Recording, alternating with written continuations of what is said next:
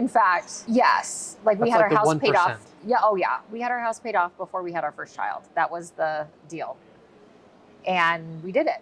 We worked hard and we did it, you know? So that was one of the things that we did. That might be an interesting topic because support in entrepreneurship is paramount. You know, if someone wants to work for the government as a steady Eddie, you have a fundamental difference of opinion.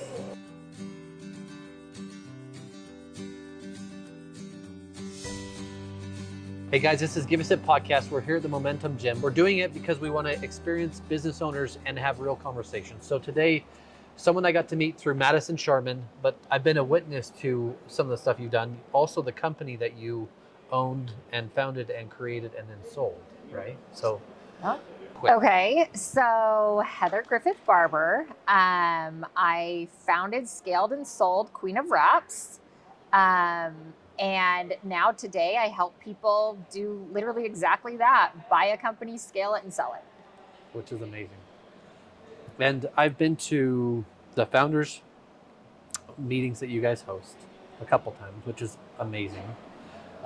You've been at summits where you're speaking on stage because you do this professionally. A lot, yes. So I'm grateful you took the time. Hey, no problem. Glad to be here. And then your dad started you guys out Willow Country or Willow Creek, yep. Yes. And you thought you were poor. Yes, yes. So my dad is from Compton, like Snoop Dogg, Dr. Dre, and Harley Griffith. And like all growing up, we'd ask my dad, you know, can I borrow $1? And he'd say, when are you going to pay me back? You know, can I have this? Well, how are you going to pay for that? I want to go to McDonald's.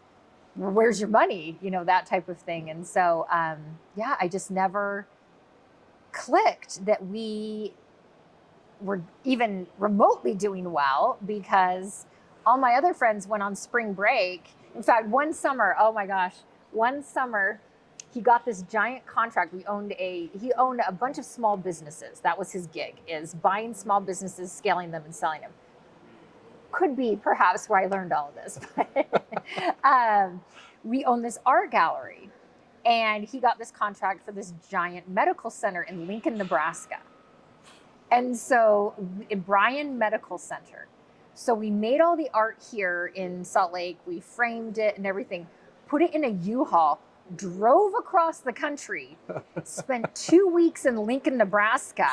Keep in mind, I'm like 12 at this time. And I'm holding the pictures while the actual like skilled laborers are like making it nice and pretty and everything. That's what we did for summer vacation. Like my dad was so excited that we didn't have school because he had 4 unpaid, you know, employees that could hold these pictures. And that's literally what we did. Every holiday, every school break, every weekend, we were working. And we had various businesses. We had an art gallery. We had a commercial cleaning company. We had a handyman service. So many random companies. But we learned how to work. And your dad came from the medical field, right? Yes.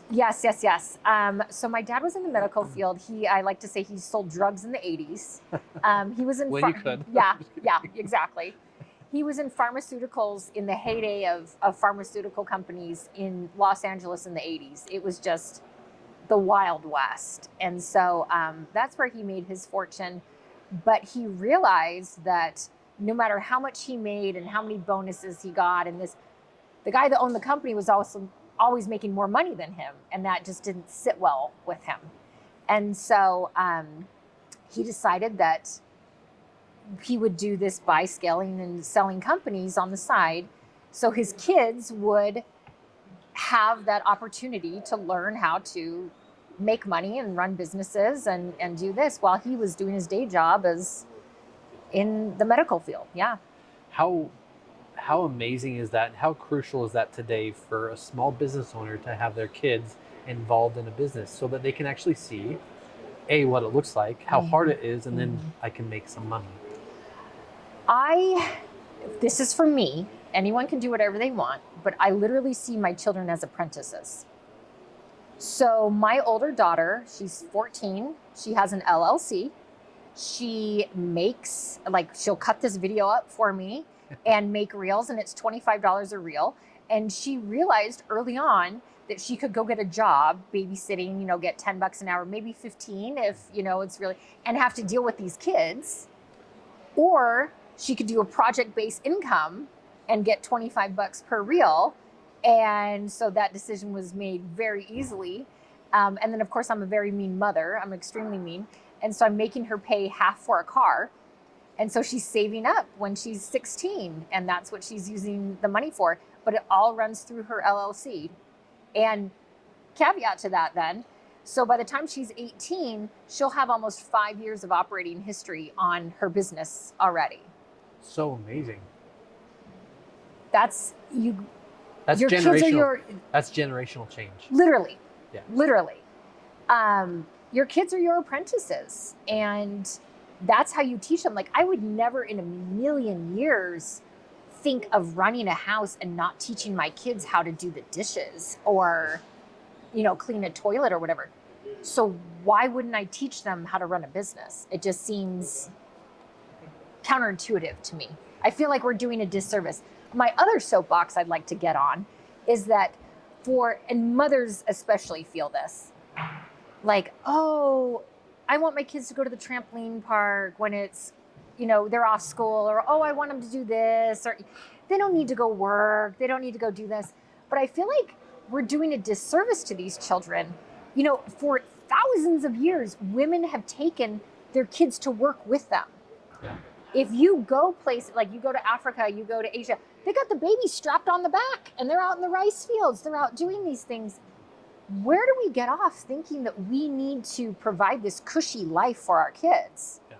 That does them no good to go to a trampoline park. Yeah. But to learn how to make money, that's the best use of time. That's a leverage right there. Yeah. So I feel like as parents, and I'm totally guilty of this, you know, Christmas or whatever, oh, you know, I'm going to buy this or this or whatever. We're doing them a huge disservice. Yeah. There was a lesson that my people got mad at me for, because I think I had posted something. My daughters borrowed my wife's AirPods. Oh, yeah. One of them had each. So one had one had one. Anyway, she went to the bathroom and she dropped it in the toilet. And I said, okay, now go get your piggy bank. Yeah. Yes. What do you mean? Well, now you and your sister, because you both borrowed, yeah, they're going to learn how to pay for what you just ruined. Absolutely. And people are like, that's so rude. Like, no, it's not, though. They're just a child. And it's not. It's accountability. No. Is what it is. They need to, and it doesn't have to be money. Yeah. It could be, you now have to sweep the floor. Yeah. Or, you know, something else. Like my daughter wanted to do club volleyball, which is, I got a lot of, anyway, it's very expensive. It was $4,000. And I made her, we had a chart on the fridge, $50. So I had volleyballs with $50 each in them. And she had to pay $2,000 of the thing. That's my husband and I say 50%. That's, we feel like that's a fair amount. And I had a list of jobs. You clean my car, it's $20. You babysit your sister, it's $10, you know, whatever. And she would mark off the volleyball things. And I said, you got to have this before it's due too. Like, you can't just owe me. Like, I want the money up front. Your credit is not good with me. You know? So I make them earn it through various things. Age appropriate, let's put it that way. Like, age appropriate. We did the same thing. So 50% of the cost, I said, Dad will cover.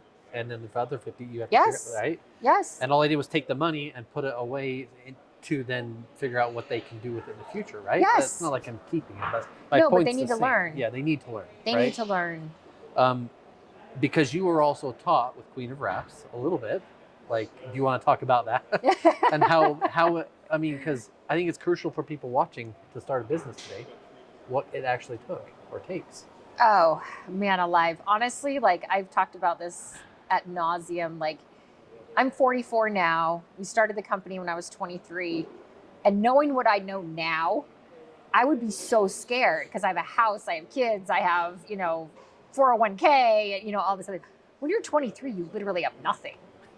Like, I had a degree, you know, a piece of paper that is like literally as good as, you know, it was in political science, by the way. So, you know, real useful, you know, degree.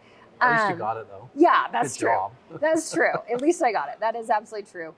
But when you're 23, you're just so young and dumb and stupid, and you just have all this confidence. And so you're like, let's go for it. Let's be a risk taker.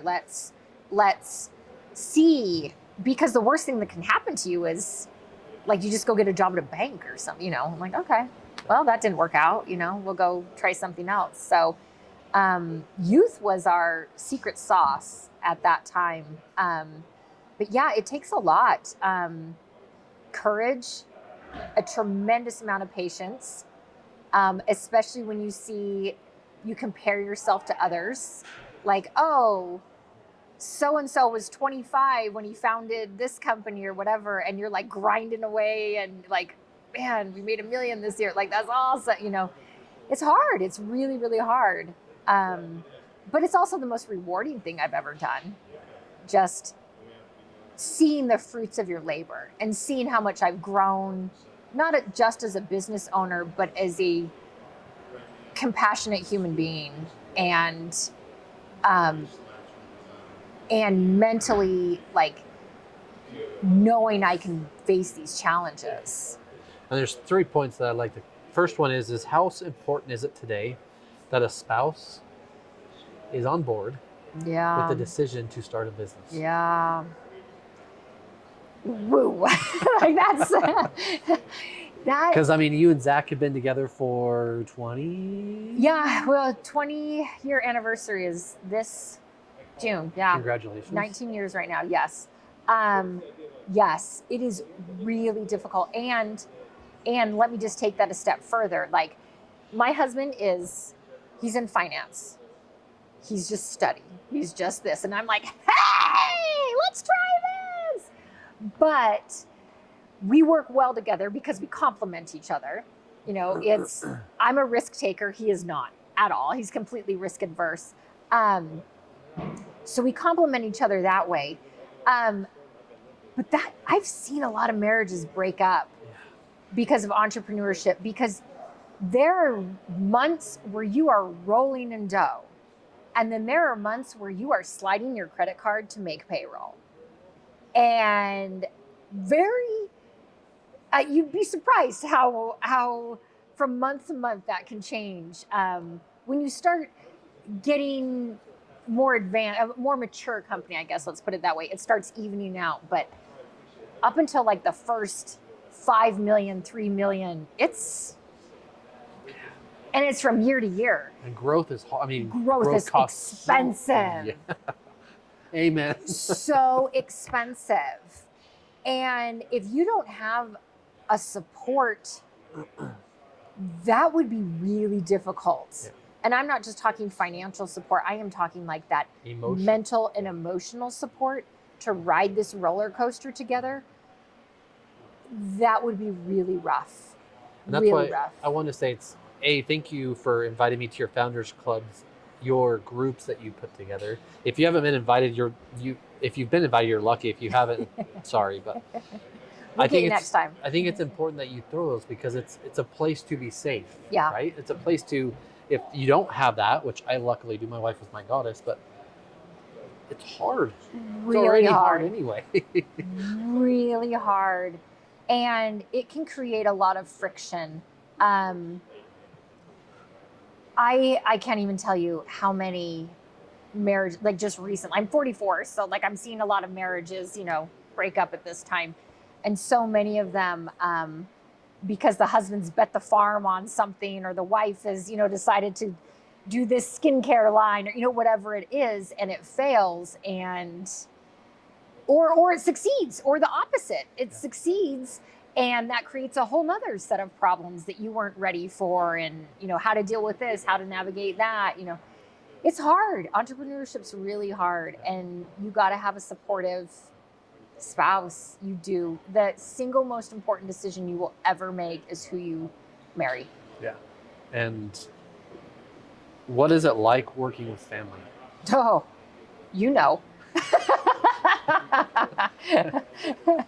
My perspective doesn't matter so much. Yeah, it is really, really difficult. There are 4 children in my family, me and 3 brothers. And honestly, I have no idea how we were all raised in the same house by the same parents. We are Well, you were so raised different. the same way, you said, right? Yes, which is even weirder. Picking weeds, you were picking weeds. If it was this, you were doing this. And if it was this, the brothers There were was doing no male labor, female labor. It was, here's what the deal is. The garage needs to be cleaned. Everyone get a broom. You know, that's how it was. So I was never treated any differently. But the views, like, I can't even tell you how many meetings we had. And like, I walk into the meeting, I'm like, this is clearly black. And then a brother would say, well, clearly this is white. I'm like, how can you even think that? We grew up like, it's not like we have different backgrounds or something. We're like the same person, like hypothetically. It's so crazy. And you just, and then that added element of, in our case, so I have an older brother, then it's me, and then we have 2 younger brothers. And our youngest brother was the CFO. Because it went Nate, right? Nate, Matt. Heather, Matt, and then Brian. 8 years later, Brian. Okay. And so Brian, when he came home from his mission for the Church of Jesus Christ of Latter-day Saints, he was 21, and he became our CFO. And a lot of times, Brian, like, we'd have these great ideas, like genius ideas, like, we're going to take over the world, you know, type thing. But then our CFO would be like, well, how are you going to pay for that? And we're like, shut up. You know, the younger brother, you know, mentality would come in, and we're like, well, what does he know? He's only 22. What does he know? I don't believe this for 1 second. And you do that enough times, and then you realize, you know, this guy might be smarter than we thought. You know, and those are hard conversations to have, really, really hard conversations to have. And something you had said before, just in our conversation, was, but I knew on Sunday we were going to Mom's house and we are going to have dinner together. Yep, 5 o'clock every Sunday. So we would fight like cats and dogs during the week. I mean, there were some knockout, drag out fights. Yeah. And, but we knew that on Sunday at 5 o'clock, I had to go with my entire family. All 18 of us would sit at family dinner. And I cannot walk into that room bitter, angry, upset. And so all of us, and I was the recipient of very kind siblings, we had to learn how to forgive daily. Just whatever happened on Tuesday, happened on Tuesday. Yeah, I go home, I bitch about it, but then I come back on Wednesday and like, okay, let's get to the real problem. The other thing is you talk to your family totally different than you would talk to a work colleague.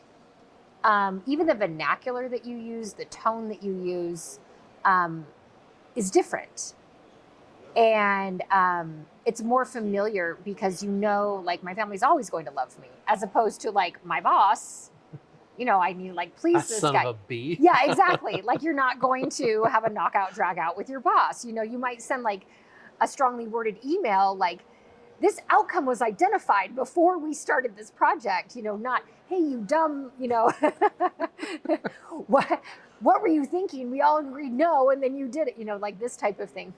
And so, yeah, we learned how to forgive daily. And I hate to say that I was probably the pot stirrer, the instigator of a lot of these things, but I was the recipient of my brothers learning how to forgive daily. And they're just amazing. They're just so kind and so nice and so loving. And we're all still really close today, but I've seen families break up over money. I mean, just let alone a business, lack of money in a business, right? Especially that startup to the first 5, 6, 10, whatever. Absolutely. And let me just add one more layer to this. So because I'm a female and I have a husband, our combined net worth was more than my brother's. And so I couldn't own more than 19% because I couldn't personally guarantee anything, because if something went south, they're going to come after me first. Yeah. Which that's what nobody knows. When you sign a business, the personal guarantee you have to give is a lot bigger than just the company. Everything. It's your house. Yes. It's your, firstborn's right arm. It is like, it's everything. And I couldn't personally guarantee any of these things. My husband and I talked about this, and we both agreed, like, my husband's net worth was significantly more at that time. And so, more than my brother's at that time. And so my house wasn't on the line. My, kid's future wasn't on the line. My 401k wasn't on the line. And that's hard. So my brothers were taking on more risk than I was. And that's hard. That's hard to manage. Yeah. I mean, it's a hard conversation to have. Very hard conversation to have. Not just with them, but even with Zach, your husband, right? I mean, that's very hard conversation to have. Comes back down to the support, the very first question in a way, right? Yeah, exactly. So I started the company when I was single, and of course I had no assets, I had no anything, and so just debt. yeah, exactly. That's exactly, my car loan and that kind of stuff. So I started the company and I had more than 20%, and then when we got married, I had to take a step back and say, hey, this can't work for me anymore. Here are the parameters. Like, I cannot personally guarantee anything. And there was some resentment in that, why does she get the free pass, type thing. And that's hard. That's hard. Especially in a partnership, right? Very hard. Yeah. Yeah. But you took the the buy, scale, and then sell concept from your amazing father. Yep. I learned. Who taught you, not just by saying, but by doing it. Yeah. Like, there are people who flip houses. I have an uncle, that's how he makes money. He flips houses. That's what he does. My dad flipped businesses. That is what he did. And he might hold it for 6 months. He might hold it for 6 years, but he flipped it. And I learned that concept, and it was just second nature to me. Interesting part about that is the market is completely wide open. It's a blue ocean. There are a lot of people in the house flipping business because we see all these, on TV, all of these shows and whatever. The only one that I know of, I mean, there might be others, is The Prophet with Marcus Lemonis. It's a totally untapped market of buying businesses, scaling them, and selling them. It's very risky. However, the upside is pretty dang good. Yeah. And on that same note, like a business owner like I am that loves what I do, right? Relatively young in it. I've been in it 20 years, which is a long time, but I also love it. Yeah. Right? And I'm passionate about it. But yeah. I'm struggling to take myself out of the operations side. What do you tell me? That's hard. That is so hard. Well, you can't scale if you are in the operations. If it's an owner operator, it's never going to scale because everything is up here. You are working in that business. What we try to do, and by we, I mean me, when I consult with clients and when I work with companies, removing that owner completely so the owner can work on the business, not in the business. Let me give you an example. If you are in a rowing team and you are doing the oars, you can't see a boat coming. You're backwards. You're literally backwards. Yeah. And you're rowing like this.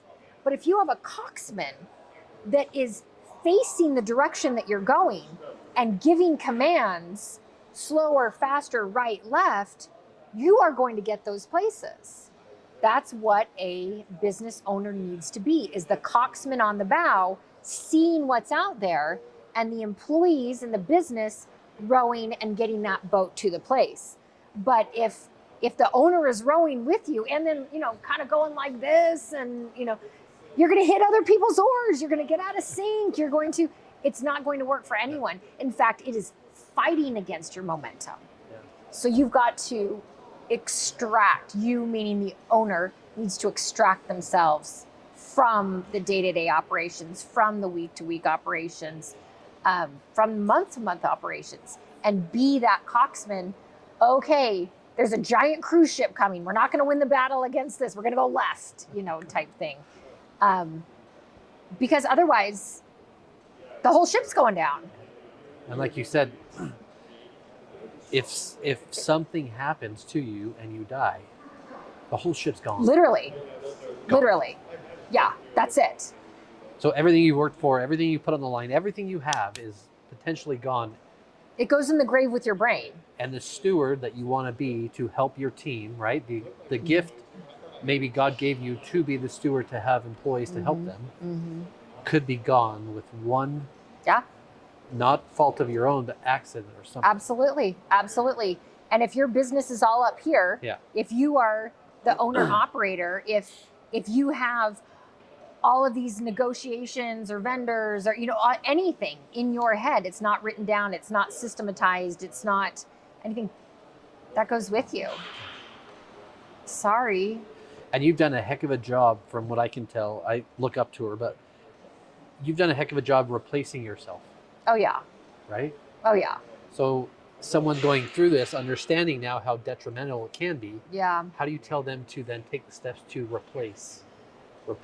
So when I was 30, I got pregnant with my oldest, and my face was Sarah Grace, yes. My face was literally on the side of the building. Queen of Wraps, and I was the queen in a crown and a gown. I've seen it multiple times. On the side of the building, okay? Is it still there, or do they take it? Oh, it's still there. It's still there. You're forever the queen of Wraps. Oh, you know it. You know it. In fact, we opened up 3 other locations with Queen of Wraps, but that's a different story. Okay, so I honestly thought, I had a desk, and I honestly thought I would go have a baby, and then I would just come back to that desk. I just left everything as is. I was like, all right, this is what the plan is. In 6 weeks, I'll be back. This is, what the deal is. And Sarah Grace was born, and it immediately became apparent that there were so many things wrong with her. And so we, meaning my husband and I, were overwhelmed and what are we going to do? And I spent the next year, literally a year of my life at Primary Children's Hospital, living there, in and out of the hospital, therapies, this, that, and the other. Being a mom. I became a stay-at-home mom overnight. And I had never intended to. I always thought I would work at the business that I had started. And that wasn't the case. And so I became a stay-at-home mom, and my daughter, by the time she was better, she was in kindergarten, and I was like, okay, I can think about going back to work now. But to be honest, 4 or 5 years. 5 years. Yeah, that's 5 years before I could even think about going back to work. But by then, the company was doing so much better than I had ever even envisioned. I was like, I'm just going to mess this thing up if I go back. So I never went back to the day-to-day operations. We had an amazing team in place that literally took it from 1 company to 5 companies in that 14 years that I was home. And I just never went back to the day-to-day operations. I, in essence, retired when I was 30. And of course I had owner dividends, but I did not get a salary from the company. And I just sailed on coattails at that point. But like I said, there were people way smarter than me in positions that if I even thought about going back, I would literally mess it up. Yeah. So. And I want this to sound like it is. It wasn't just that she had a baby and left and the company survived. You built this company with your brothers. Until the point you guys had Sarah Grace, right? Yeah. And so my oldest brother was the COO, and then my youngest brother was the CFO.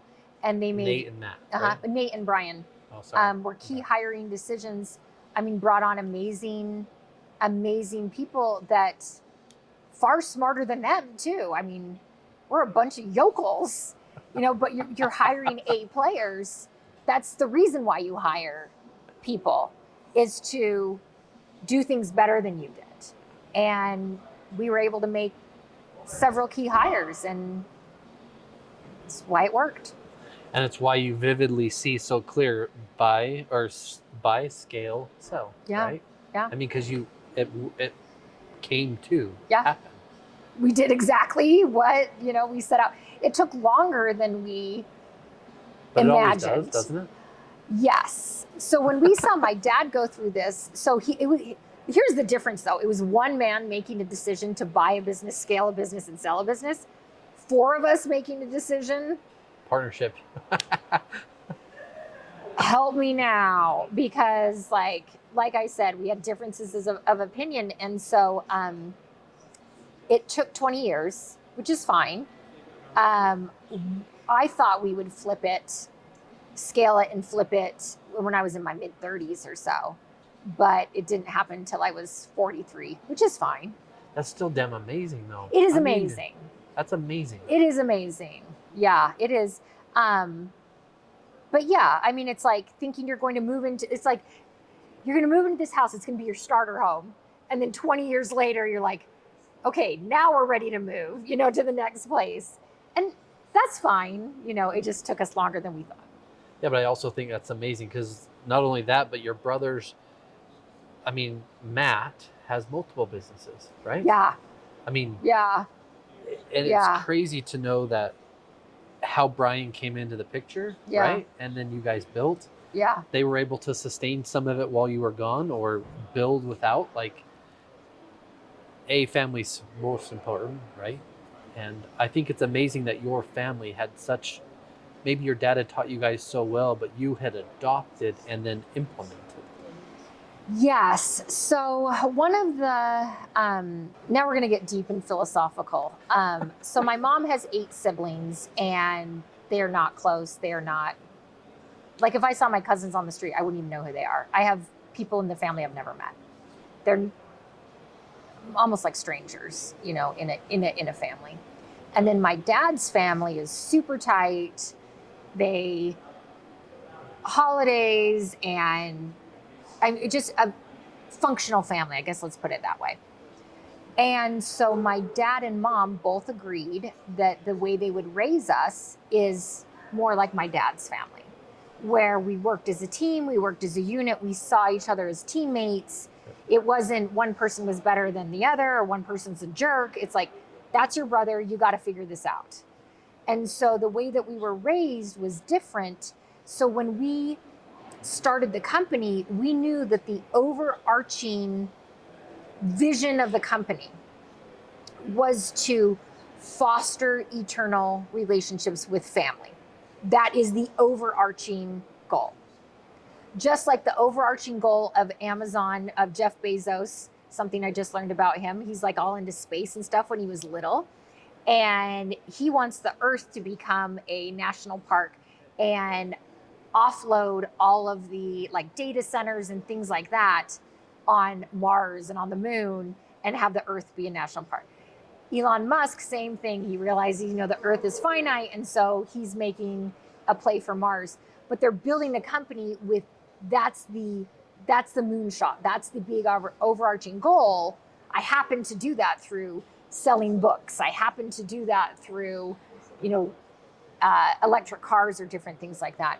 So when we started Queen of Wraps, we knew that we wanted to foster eternal relationships, and money didn't matter. Business didn't matter. Our family unit mattered. And that made a lot of decisions harder, but that also made a lot of decisions already made for us. One time in particular I can think of, EOS, okay. So Adrian's a great guy too. Yeah, he's amazing. He's amazing. So 10 years ago, 12 years ago, something like that, we wanted to get on EOS and we wanted to bring in an implementer, and we are like, okay, this is what the deal is. And the implementer said, hey, FYI, I will do this for you, but in my experience, 100% of the family businesses I implement this in, one member of the family leaves. You got, half the group going this way, half the group going this way, and someone is caught in the crossfire. And so as a team, we said, okay, we can grow exponentially doing this EOS system. It's proven, it's worked, it's amazing, it's wonderful, at the risk of fracturing relationships, or we can keep growing small, incrementally, and salvage those relationships. And we made the decision to salvage it. So like I said, it took us 20 years, not, the shorter timeline that we thought. However, it's Monday today. Last night at 5:00, we were all at my parents' house for dinner. And so that's the decision that we made. The other thing is the decision was made for us when this woman told us this information and we really pondered it. It wasn't even an option. Yeah. Like, well, that sucks. This is going to go a little far, but I'm just going to explain it. So when I got married to my wife, who's my goddess, right? I was baptized Mormon. I don't practice. My wife's Catholic.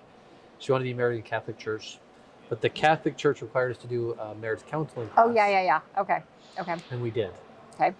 And then they go through sex, money, kids, like education, how Yeah. you raise them, all like this whole long 2-day Yeah. experience. And then on the end of the Good day, idea. Yeah. you have to share each other journals. Yeah. And then you get to read. Yeah, that's good. But I also take it into the business aspect, right? So don't just build a business to build a business. Build it to then buy it. Or if you buy it, great, scale it, and then to be able to sell it, right? It's your largest asset. Most people, this is your largest asset. Yeah. And to me, holding on to a business is like building this house and never realizing the gain with that. You have to sell it in order to get money. Yeah. Otherwise, it's just costing. Otherwise, it's just sitting, like literally, like just sitting there. And so the exit is always the goal. However, Lance, your guest right before, we were just having this conversation that if you are building the business with the end goal of selling in mind, you're going to have an amazing business no matter what. Even if you keep it until you die or, whatever, pass it to your kids. You are building that with the end goal in mind. What you don't want to do is just be willy-nilly, day to day, I don't know what I'm doing, type thing. That's where a lot of good businesses go to fail. We had talked about it a little bit, but the CEO mindset shift from the operator to now, I'm working on the business. Yeah. That's a big shift. How do you get Huge. someone to see it? How do you get someone to do it? Well, so what I do, I have a list. So I'm working with the CEO right now, and she's about 1.4 in revenue. So about ready to step out. And I went through a whole list of, shout out to 57 Hats. It's a tool that I use all the time. All of the 57 hats that an owner operator has to wear, like social media, paying the light bill, whatever it is. So I have 57 things. And we went through and we said, okay, what are you doing right now? What are all of your responsibilities that you are doing right now? And then in the next column, we said, what do you want to do? And so outlining the responsibilities, for example, she wants to be taken out of the day-to-day sales. She wants to just big whale clients. Great, awesome. But you can't be answering the emails that are coming in from lead gen. You can't be answering the phone, like these type that you've got to take yourself out. So that's what I do to help CEOs. And then the next column, so that's the column I'm working on with her. And then the next column is what do you want when you hire a CEO to do? What do you want this person to do? So this owner operator right now is making herself the CEO. And then the next phase is figuring out what, if you're going to hire a CEO, what you want that CEO to do and what you want to do. And the one thing that we found for her that was in common with each column was a podcast. Identifying people to put on the podcast who are the target market, getting face to face with them, bringing them in and creating that relationship for those whale clients. And so you start identifying things like that that will propel your company. Now, making these relationships might not result in a sale immediately. However, making a relationship with a large company like IHC or a large company, they're going after healthcare this year. Forming those relationships is going to be a long-term play. However, exponentially bigger when and if that does materialize into something. And so identifying those activities that are propelling the business forward is essential.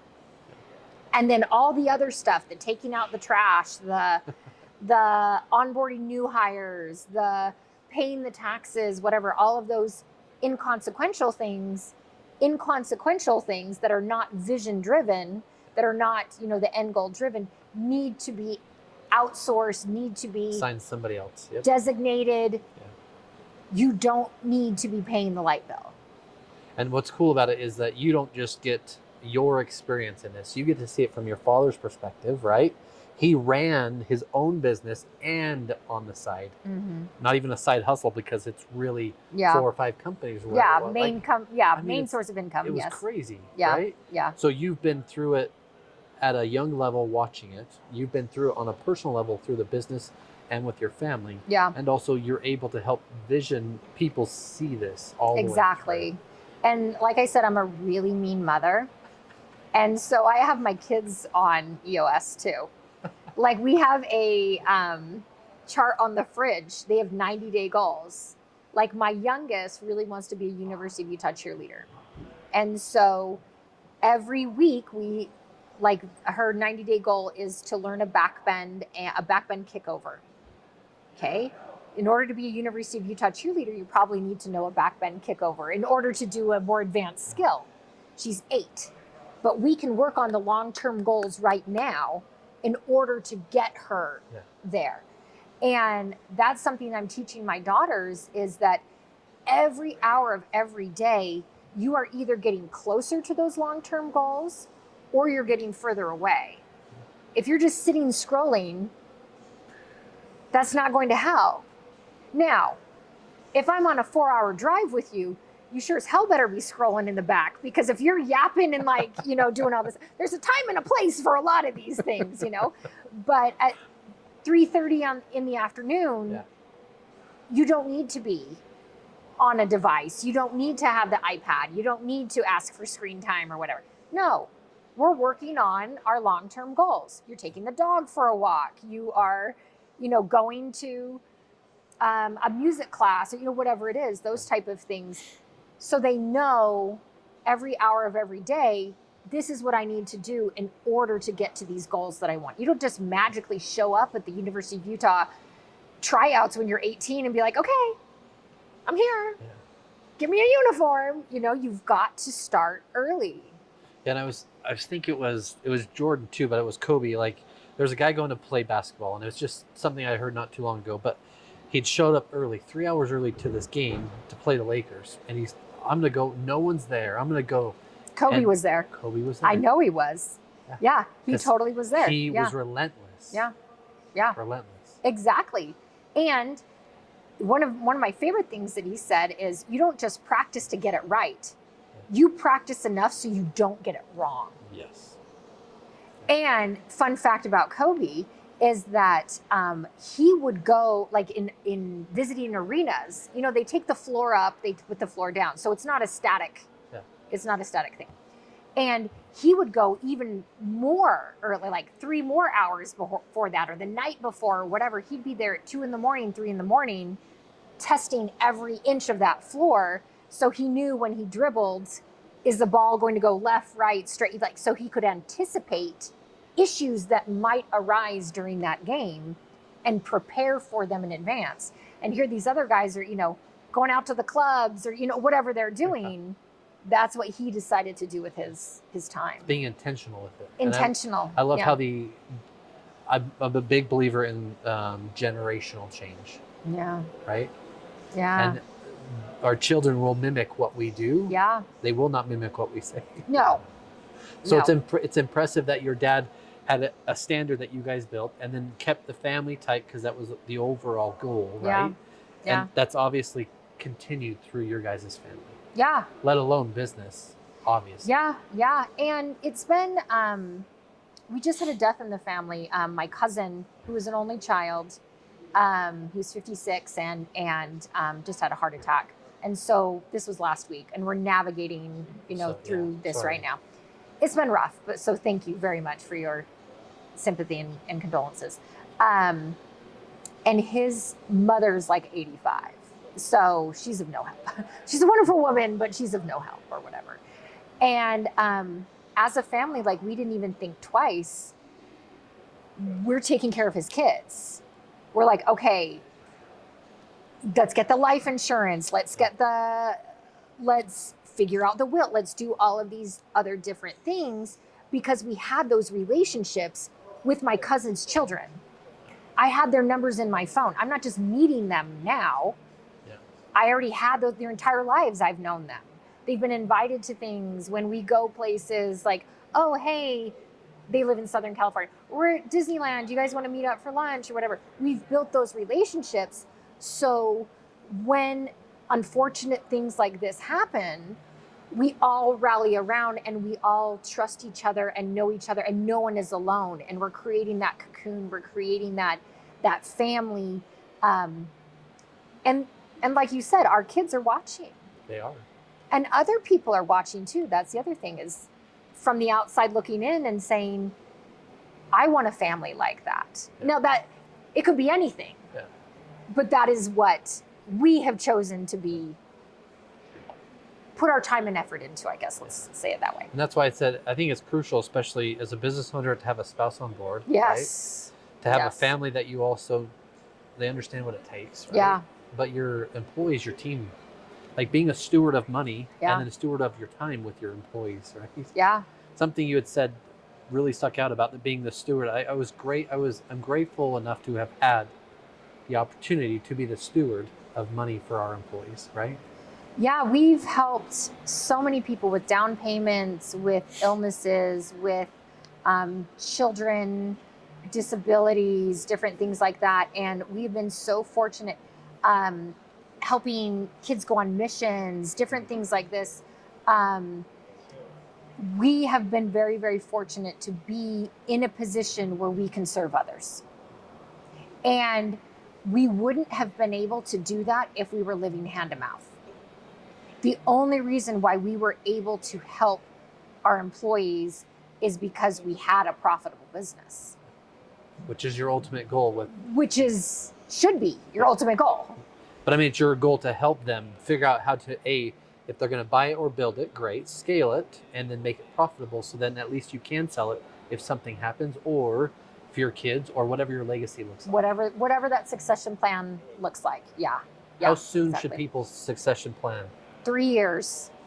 So if you want to sell your company, start 3 years before and get your books in order, get everything in order, get your processes systematized, because let me just tell you, there's a lot of private equity in our world today. In what is it, January 5th of 2026, there is an unbelievable amount of private equity money out there right now. So most likely, private equity is going to purchase your business. That's just facts. If I were a betting woman, that's what I would bet on, private equity. But they are looking for every reason to discount. Every reason. Every single reason. So don't give them a reason. Yeah. Run it properly and have those clean books ready to go so you are prepared. And in your cousin's case, you are prepared for the worst thing, just in case, right? I mean, just in case. Because at 50, 58? 56. 56, yeah. My dad died at 56. It's horrific. Yeah, I mean, it's horrible. Horrific. It is so young. And so let's use him as an example. So my cousin was the president of an aerospace company, and the owner lived in Seattle. Yeah. And he and my cousin ran the company in Huntington Beach. And I talked to his boss, and of course we had to inform him of the death and everything like this. And the owner flew down yesterday to go take over the company because they didn't have a backup. Dan was the backup, but they didn't have a backup to the backup. They had a backup to the owner, dying or something else. but they didn't have a backup to Dan. And so they didn't work Six Sigma. They didn't work their layers. They didn't work. And so the owner, I don't know what they're going to do, not my problem, but they're going to have to hire someone, or he's going to have to move down and run it for a while, or, something is going to have to happen because they didn't have that succession planning where, the vice president just steps up and everyone moves up. Yeah. They didn't have that. And that's rough. Yeah. And that can cause a company to become insolvent because, like you said, change, growth, it happens quickly. I mean, if you're the only one that knows all those things, like it's more than hard. The company is going to fail. Like, it's rough. That's not being a steward either. That's not being someone who can make it work. Yeah, it's rough. It's really rough. So you have to really just set it up. Here's first contingency. Heaven forbid something happens. But here's the second contingency, and here's a third, just for good measure. What this looks like. And I know you need to go, but how do people get a hold of you today? And what's the name of the company that they would actually, or let's do this. How do they get a hold of you? And who is your ideal client? Okay, that's a good question. How to get a hold of me? My company is byscalesell.com, so that's pretty easy. Check out my website, see what I do. But my ideal client is about $1 million in revenue to about 15 million in revenue. I'm too old to do startups. You iterate your process and get all that going, and then I'll help you pour gasoline on a fire, but I don't want to help you light a fire. So you got to have about $1 million in revenue. And then the other thing is I kind of lose interest when investment bankers are involved. So about 15 million in revenue. It's so much paperwork when you get the government involved and these sales and stuff. And so 1 to 15 million is about where I feel the most comfortable. And most companies are hitting plateaus, 1 million, 3 million, 5 million, and just can't break through those. And that's where I shine, helping companies break through those plateaus and scaling. So like I said, you can pour gasoline on a fire. And hey guys, I just want to say thank you to you. Thanks for your time. Seriously, no problem. It means a lot to me and problem. to our audience and people watching too. Guys, if you're going to build a business, you need to learn how to scale it, and you need to learn that it needs to sell. So the proper ways to do that, Heather is the perfect person for you to figure that out. So, Awesome. Thank you. Thanks for having me.